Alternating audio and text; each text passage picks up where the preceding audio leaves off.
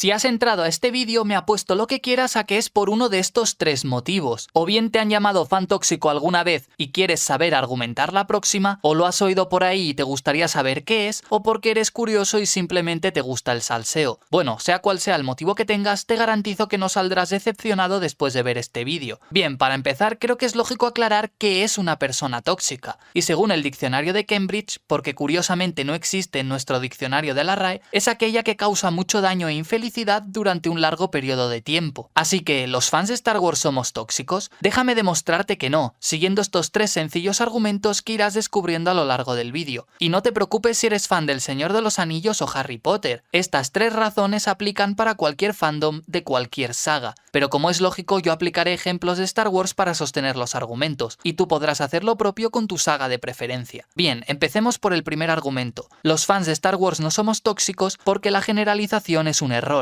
Imagínate que tienes un grupo de 10 gatitos, de los cuales 2 están enfermos. ¿Sería correcto que señalaras al grupo de gatos y le dijeras a tu amigo: mira, estos gatos están enfermos? Por supuesto que no, no es lógico. Lo mismo sucede cuando alguien etiqueta a todo el conjunto de fans de Star Wars con la palabra tóxico. Es cierto que hay algunos impresentables que no saben diferenciar entre el personaje y el actor, pero cuidado, porque todos caemos en la generalización de vez en cuando. ¿Recuerdas mi introducción? Si has entrado a este vídeo me apuesto lo que quieras a que es por uno de estos tres motivos. O bien te han llamado fan tóxico alguna vez y quieres saber argumentar la próxima, o lo has oído por ahí y te gustaría saber qué es, o porque eres curioso y simplemente te gusta el salseo. Efectivamente, yo también la he usado, pero en este caso para poder ilustrar este tema. Pasando al segundo motivo, si crees que los fans de Star Wars somos tóxicos, entonces tienes que saber argumentar. Te pondré un ejemplo de cómo han sido mis conversaciones con la gente que me han llamado fan tóxico. Oye, ¿tú qué opinas de Reva? Pues la verdad no me gusta nada. Ah, entiendo, no te gusta porque es de color. Eres un poco racista, ¿no? No es por eso. Mace Windu también es de color y considero que funciona como personaje. Bueno, entonces seguro que es porque Reva es mujer. ¿No te gustan las mujeres protagonistas o poderosas? Detecto algo de machismo en ti.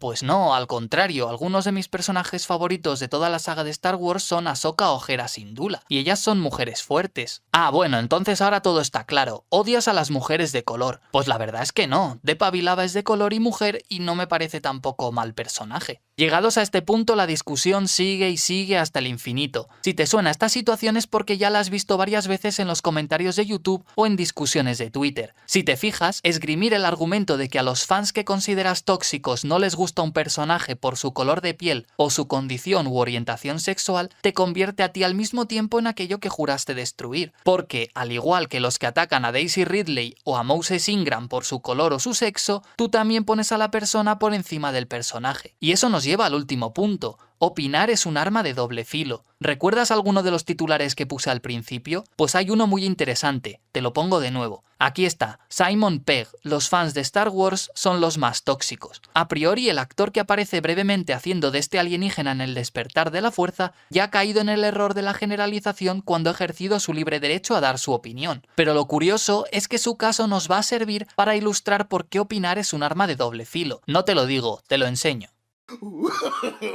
No, no, no, no.